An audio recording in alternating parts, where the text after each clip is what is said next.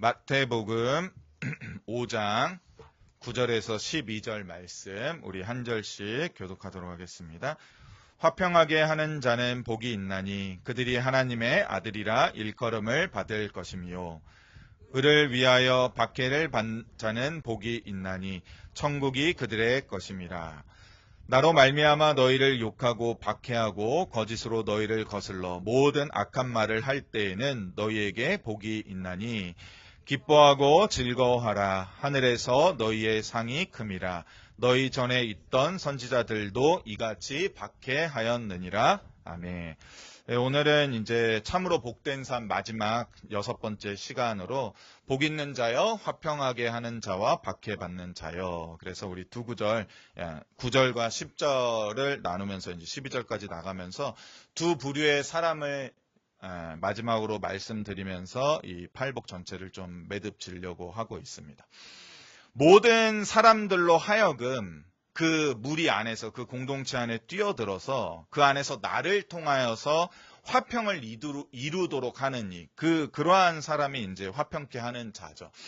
그 무리 안에 뛰어들지 않고서는 그 무리를 밖에서 화평케 하는 자를 말하지 않습니다. 그냥 다만 지시자, 그러니까 조용히 해, 싸우지 마, 화평해가 아니라 자신이 그 전쟁과도 같은, 그러니까 화평이 없는 공동체 안에 뛰어드는 거죠. 그래서 그 안에 들어가서 그 무리들 안에서 나를 통하여 화평을 이루도록 하는 이가 바로 오늘 본문에 나오는 화평케 하는 자입니다. 이 얘는 우리 강영욱 강아지 훈련사, 개 훈련사의 예를 들면 너무 좋을 것 같아요. 그래서 저도 그 프로를 즐겨보진 않지만 가끔 유튜브 쇼츠에서 이제 나올 때 보면 정말 신기하더라고요. 저렇게 훈련시키니까 그냥 이렇게 말 안 듣던 강아지들도 그 무리들도 서로 평화를 이루는 모습을 보면서 저런 게 능력이구나, 힘이구나 하는 걸 느꼈는데, 그 강영욱 지도사가 이 보호자만 데리고 와서 이렇게 훈련하십시오, 이렇게 하십시오, 이렇게 하면 안 됩니다, 그렇게 가르쳐 주는 게 아니라 어떻게 합니까? 보신 적 있으세요? 프로그램? 그 집 안에 들어가요. 근데 개가 한 마리 있을 수도 있지만 여러 마리 개가 있는 집도 있거든요. 근데 이 보호자들이 잘 이거 컨트롤을 못해요. 그러니까 막 한 마리 개한테 막 본보기를 보여줘갖고 막 무섭게 한다거나 아니면 방치를 한다거나 아니면 본인조차도 그 강아지를 무서워해갖고 막 벌벌 떨거나 막 이런 부류의 보호자들이 많이 나오는데, 강영욱 이 지도사가 들어가서 어떻게 합니까? 그 강아지 가만히 서 있다가 이제 들어가서 이제 하나하나씩 해나가죠. 그래서 블로킹 하기도 하고 목줄, 너무 말 안 들으면 목줄을 잡아채기도 하면서 결국에는 진정을 시키고 훈련을 시켜서 막 손도 물어뜯기고 막 여러 번 그러더라고요. 빵꾸 났다고 하는데 저도 걔한테 물려본 적이 없어서 잘 모르겠는데 엄청 아픈가 봐요.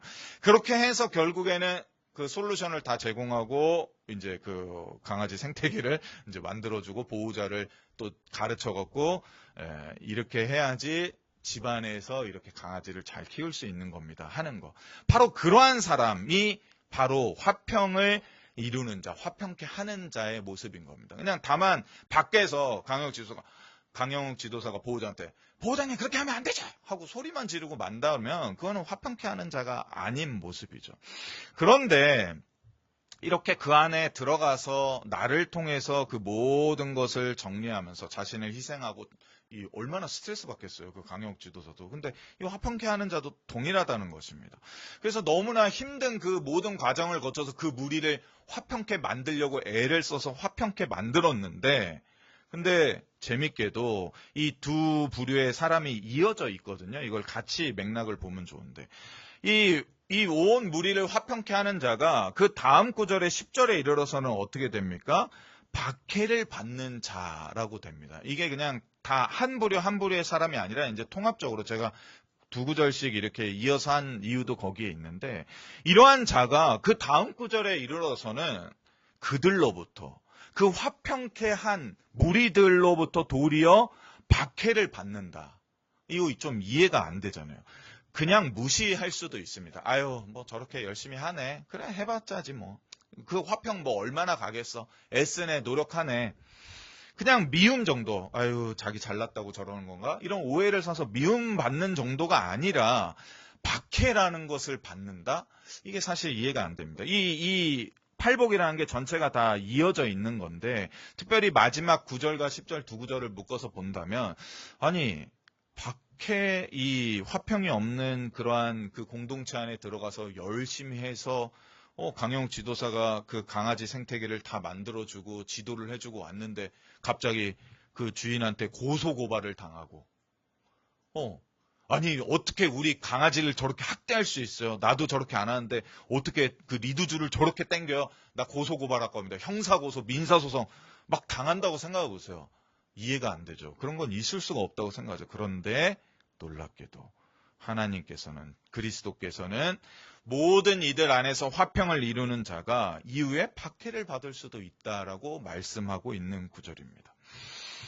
이 땅의 화평자가 이 땅으로부터 극심한 박해를 받다. 이게 맞는 걸까? 이런 생각을 하면서 이 본문을 묵상해 봐야 하는 것입니다. 우리가 잘 알고 있듯이 화평케 하는 자는 많이 들어보셨을 거예요. 헬라어인데 에이레네라는 거 좀, 이거 좀 익숙한데? 이런 느낌 들지 않습니까? 예, 구약의 이제 샬롬이 이제 신약에서는 에이레네로 번역되는데 뜻이 거의 동일합니다. 그래서 에이레네라는 이 헬라어 단어는 평화, 화평, 평안을 의미해서 샬롬과 거의 동일한 단어죠. 그런데 그 무리 안에서 여기 구절에 나왔듯이 화평하게 하는 자, 그 화평하게 하는 자는 어떠한 자가 된다고 말하고 있습니까? 그들이 하나님의 아들이라 일컬음을 받을 것이다. 이렇게 돼 있어요. 즉 화평이 깨진 공동체 안에서 그 안에서 샬롬과 평안과 평화를 이루면서 그 무리들에게 그 에이레네를 샬롬을 전해주는 자는 정말로 하나님의 아들이 아니고서는 불가능한 일인 거죠. 사람으로서는 불가능하다는 것입니다. 그래서 에베소서 2장 14절에도 사도 바울이 이렇게 말하고 있죠. 그는 우리의 화평이신지라. 즉 예수 그리스도가 우리의 화평이 됩니다. 그래서 우리가 마치 하나님의 아들인 것처럼 다른 이들에게 동일하게 화평을 선물해 줄 수 있는 거죠. 우리의 희생을 통해서. 그분은 둘로 하나를 만드사 원수된 것과 그 중간에 막힌 담조차도 자기의 육체로 다 헐어버리셨습니다. 그것이 십자가의 죽음이죠. 그러한 일들을 이루신 그분이 우리의 화평이 되었기 때문에 나의 에이레네를 갖고 그 무리 안에 들어가서 화평을 주는 게 아니라 바로 예수 그리스도의 화평을 가지고 그 화평이 깨진 곳에 가서 그 예수 그리스도의 화평으로 일할 수 있음을 우리에게 말해주고 있는 것입니다. 자, 그렇다면 이러한 자가 왜 그 다음 구절에서는 박해를 받는가? 그거에 대해서는 시편으로 좀 넘어가야 되거든요. 그래서 시편 120편 한번 같이 찾아볼까요? 시편 120편입니다. 구약성경 897면에 가시면 우리가 잘 알고 있는 성경에서 가장 긴 장, 시편 119편 바로 지나자마자 가장 짧은 7절에 해당하는 시편 120편 성전에 올라가는 노래가 있는데 제가 6절과 7절만 읽어드리겠습니다. 눈으로 같이 따라오시면 좋을 것 같습니다. 내가 화평을 미워하는 자들과 함께 오래 거주하였도다. 나는 화평을 원할지라도 내가 말할 때에 그들은 싸우려 하는도다. 바로 이 본문이 오늘 마태복음 이 9절과 이 5장 9절 10절과 아주 잘 맥이 다 있다고 저는 보고 있습니다. 시편 119편이라는 아주 긴 이 시편의 가장 긴 장의 언덕을 넘어오면 이제 시편 120편을 시작으로 15편의 짧은 성전에 올라가는 노래가 연속적으로 이어지는데 이것은 마치 찬양, 성전 찬양이었거든요. 그래서 성전 때 항상 이 15곡이 번갈아 가면서 찬양되었던 노래인데 그 중에 가장 첫 번째 노래가 바로 시편 120편입니다. 그러니까 아주 의미가 있는 것이죠. 성전에 올라가는 15곡 의 노래 가운데 가장 첫 번째인 만큼 그 의미가 아주 남다르다는 것입니다. 그런데 성전에 올라가는 사람이 부르기에는 좀 어울리지 않는 그러한 내용들로 사실 시편 120편이 좀 가득 차 있거든요. 우리가 교회에 나올 때 물론 힘들 때 교회에 나오면서 이렇게 좀 하나님께서 이런 어려운 문제를 해결해 달라고 하기도 하지만 첫 번째부터 뭐랍니까? 내가 환난 중에 여호와께 부르짖었더니, 그러니까 얼마나 힘들었는지 소리가 꽥하고 비명이 나올 정도로 그러한 삶 가운데 있었던 자였다는 것입니다. 그리고 나서 쭉쭉쭉 나오면 다 내용이 하여튼 심각해요. 그러다가 결국에는 6절과 7절에 이르러서 나는 샬롬을 원하는데, 나는 에이레네를 원하는데, 나는 그들 가운데 이 화평을 전하고 화평을 이루려고 하는데 도리어 화평을 미워하고, 내가 화평을 원하여서 야 우리 평안하게 지내자, 주님의 샬롬을 이루자고 말할 때조차라도 나는 안 그럴 건데, 난 너와 다툴 건데, 나는 너와 싸울 건데, 나는 너와 전쟁을 벌일 건데 하는 자들과 지금 계속 있다는 것입니다. 그리고 나서 그냥 끝나버려요. 7절 부르고 나서, 아니 1절에는 내가 환난 중에 여호와께 부르짖었더니 내게 응답하셨도다. 아니 그렇게 응답하셨으면 7절 끝나고 나서, 아니 하나님의 뭔가 응답이 있어야 되는데 왜 여기서 끝나냐고요. 그러니까 되게 이게 뒷맛이 찜찜하거든요. 제발 좀 도와달라고. 이 시편 기자는 거짓된 입술, 속이는 혀, 즉 화평을 미워하는 자들이 항상 이 시인을 대하는 게 뭡니까? 거짓말하고, 내가 A라고 말하고 A를 이렇게 잘 말하면서 이걸 해결하고 있는데 저기 가서 쟤는 B, C를 말하고 D를 말했어라고 막 계속 거짓말하면서 내가 화평을 어그러뜨리고 거짓말하는 자처럼 나를 속이는 자. 그 속이는 혀에서 나를 제발 건져달라고, 이러한 자들이 내 주변에 너무 많다고 계속 기도하고 있었던 거 아닙니까? 근데 이것에 응답하셨다면 그러면 하나님께서 친히 어떻게 합니까? 그 너와 싸우던 자를 다 심판하고 내가 너에게만큼은 화평을 주겠다. 뭐 이런 식으로 해서 좀 매듭을 지어줘야 되는데 그거 없이 그냥 끝나버리거든요. 노래가 이렇게 끝나니까 이 본문이 참 우리에게 괴롭다는 것입니다. 그런데 이 본문이 우리에게 주는 메시지가 있는 것이죠. 우리는 시편 이 120편의 6절과 7절을 통해서 제가 다시 한번 읽어드리겠는데, 내가 화평을 미워하는 자들과 함께 오래 거주하였도다. 나는 화평을 원할지라도 내가 말할 때에 그들은 싸우려 하는도다를 통하여서 9절과 마태복음 5장 9절과 10절이 이해가 되는 것입니다. 화평케 하는 자는 복이 있는데 그들은 하나님의 아들이라 일컬음을 받아서, 이 땅 가운데 유일하게 화평이 깨진 곳에서 화평을 이룰 수 있는 유일한 존재가 저는 기독교인이라고 생각합니다. 그리스도인들, 바로 우리. 하나님의 아들과 같이 되어서 예수 그리스도의 화평으로 그 화평이 깨어진 곳에서 화평을 이룰 수 있는 유일한 존재인 우리가 도리어 그 가운데에서 의를 위하여 박해를 받게 된다는 것입니다. 왜요? 시편 말씀이 그렇게 응답되고 있기 때문입니다. 그런데 여기에서 시편 120편은 내지 않았던 놀라운 결론이 이루어지게 돼 있죠. 그것이 바로 그 이하의 11절 하반절 이하의 말씀입니다. 나로 말미암아 너희를 욕하고 박해하고 거짓으로 너희를 거슬려 모든 악한 말을 할 때, 이게 시편 120편과 완전히 맞다 했잖아요. 그때 무엇이라고 말합니까? 도리어 너희에게 복이 있는 것이다. 기뻐하고 즐거워하라. 하늘에서 너희의 상이 크다. 즉, 이 땅 가운데 화평을 이루는 자는 이 땅 가운데서 그 화평의 열매를 바로 얻어먹기를 원하기보다는 도리어 하늘에 쌓이는 상급을 바라보면서 하늘을 소망하며 사는 자라는 것입니다.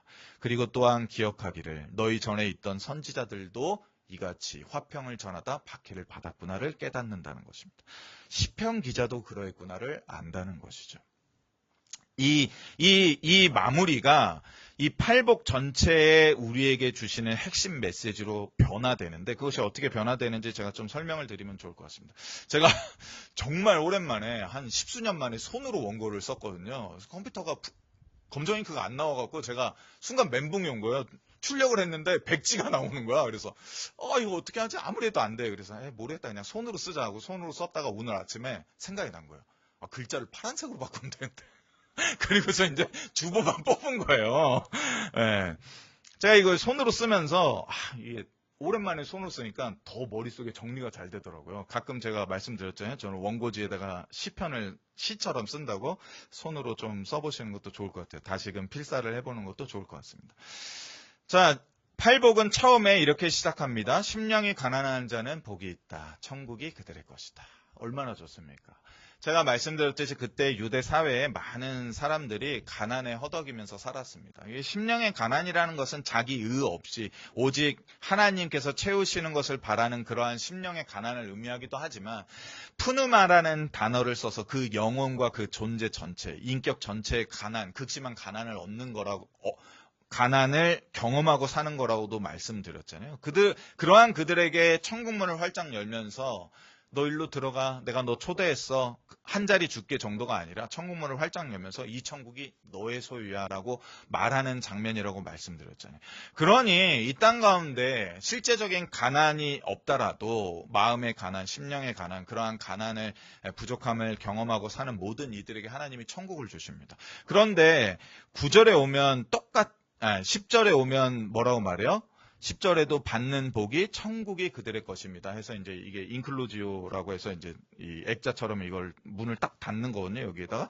그렇다면 둘 중에 받는 방법이 두 가지 있어요. 천국을 받는 방법이 지금 두 가지 있단 말이에요.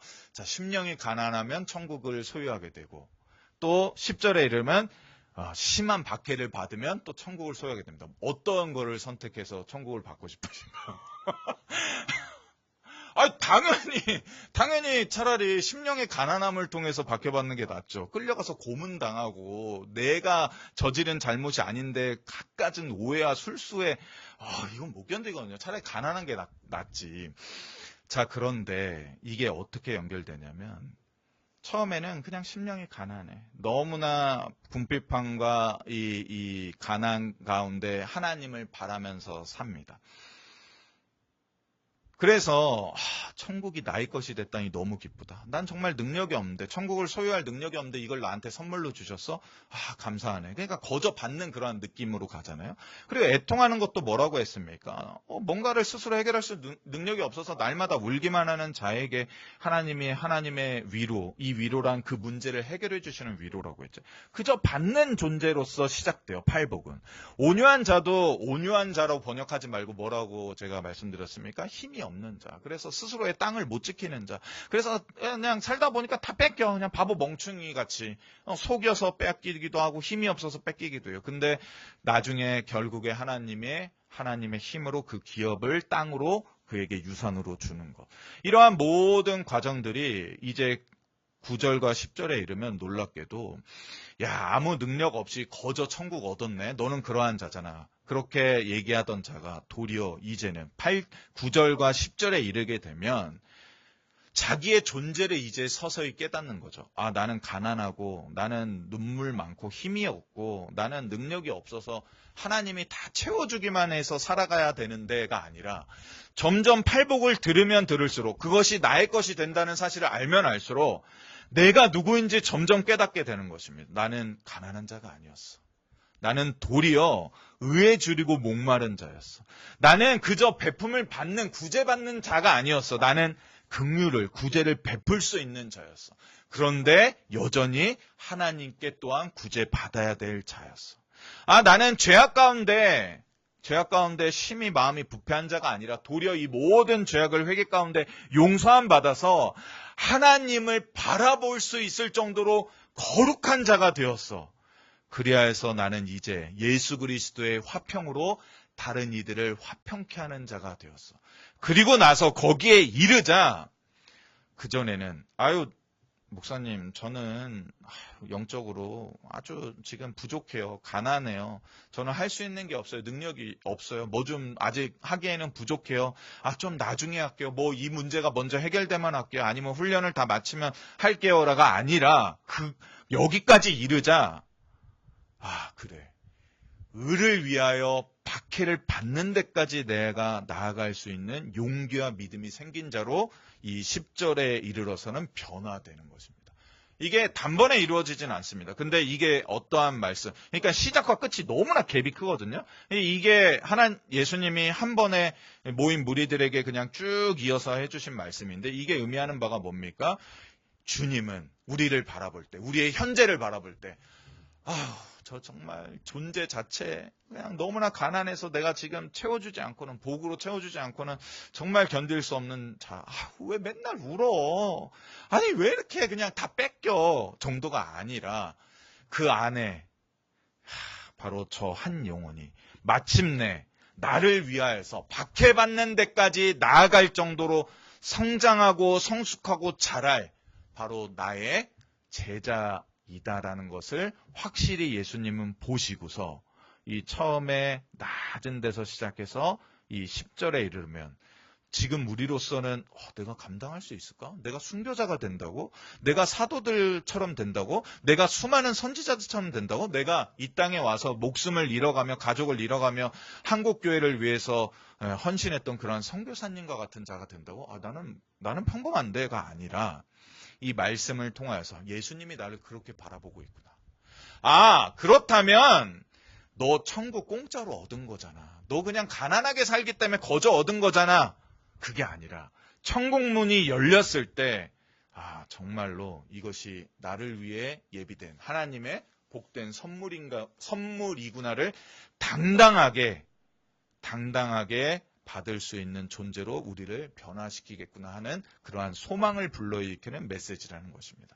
즉 우리가 어떠한 경기에 나갔는데 실력이 없는데 메달을 줘요. 초등학교 때는 다 그렇잖아요. 혜빈이도 그래서 많이 받았어요. 축구하는데 공을 못 차. 공을 못 따라가. 근데도 마지막에 메달 걸어주고 칭찬해주고 막 유니폼 주고 한단 말이에요. 그러면 얘는 어릴 때는 좋아하지. 근데 클 때는 알잖아요. 우리가 알고 있지만 김연아 선수 얼마나 자랑스러운 선수입니까? 근데 러시아를 욕하는 건 아니지만 러시아 경기 나갔을 때 자기 그 선수 금메달 주려고 어떻게 했어요? 김연아 막 점수 낮게 주고 말도 안 되게 자기 선수 막 금메달 줬는데 우리 다 알잖아요. 그렇게 받은 메달은 부끄럽잖아요. 그런데 그렇지 않도록 우리를 바꾸시고 변화시키시고 그리고 이미 지금 나는 그냥 가난한 채 제발 뭐라도 좀 주세요 할 때 천국을 주시는 그 정도였지만 이제 이후로 우리는 그 천국을 소유하기 합당한 자로 성장하고 변화될 것이라는 말씀을 우리에게 여기 주시는 것입니다. 그리고 제가 아까 말씀드렸듯이 그러하기 때문에 이 땅 가운데 에이레네를 전하며 사는 자는 내가 여기 이 시끄러운데 다 정리하고 정말로 내가 내 물질, 내 기도, 내 땀, 스트레스 받아가면서 이 공동체 정말로 이렇게 아름답게 다 바꿔놨는데 그럼 내가 여기서 열매 좀 취해야지. 그런 욕심조차도 부리지 않는다는 것입니다. 그들이 받을 상, 내가 받을 상은 이 땅에서 얻는 세상의 열매가 아니라 하나님께서 나에게 주시는 하늘의 상급. 그것은 무엇입니까? 곧 진정한 하나님의 아들로서 이 천국의 온전한 주인이 되는 그 기쁨의 상을 하나님께서 우리에게 주신다는 것입니다. 그러니 이 땅 가운데서 나는 참으로 열심히 화평을 전하며 애쓰며 수고했는데 토사구팽이라고 일 다 끝나니까 나를 이렇게 버려? 내가 가만 놔두나 봐라. 이런 마음 가질 필요가 없다는 것이죠. 하나님은 지금 하나님의 자녀로서 하나님의 아들로서 마치 신처럼 이 땅 가운데 자기에 속한 모든 공동체, 그것은 가족을 포함한 거죠. 그곳에서 화평을 이루는 모든 자에게 하늘에서 넘치도록 많은 상을 지금 쌓고 계십니다. 지금은 우리가 미약할지라도 마침내 우리의 마지막 모습은 의를 위하여, 화평을 위하여 남들로부터 때때로 오해받기도 하고 거짓말과 속임수로 비난과 핍박받기도 할지라도 그러한 일이 일어날지라도 우리를 거스려 모든 악한 말을 우리가 당할 그때라도 하나님의 복은 결코 우리를 떠나지 아니하실 것입니다. 그러니 오늘 기뻐하고 즐거워하라고 성경은 우리에게 말하고 있는 것입니다. 그러니 치열한 싸움의 현장 가운데 있을 때 우리에게는 참으로 그것이 때때로 너무나 견디기 힘든 것처럼 보일지라도 하나님은 그 모든 과정을 통하여서 우리를 어떻게 변화시키실지 더욱더 기대하시고 그리고 나서 그 다음에 뭐라고 나옵니까? 13절에 너희는 세상의 소금이다. 너희는 세상의 빛이다가 이어지는 것입니다. 그렇게 우리를 세상의 빛과 소금으로, 세상의 화평으로 사용하실 하나님을 기대하며 오늘 하루 믿음 가운데 온전히 사는 우리 모두 됐으면 좋겠습니다. 예수님께서 말하신 이 팔복 모두가 바로 우리의 것입니다. 그러한 소망 갖고 살아갈 수 있었으면 좋겠습니다. 이것이 행복이라고 세상은 알 수 없는 하나님 선물 이것이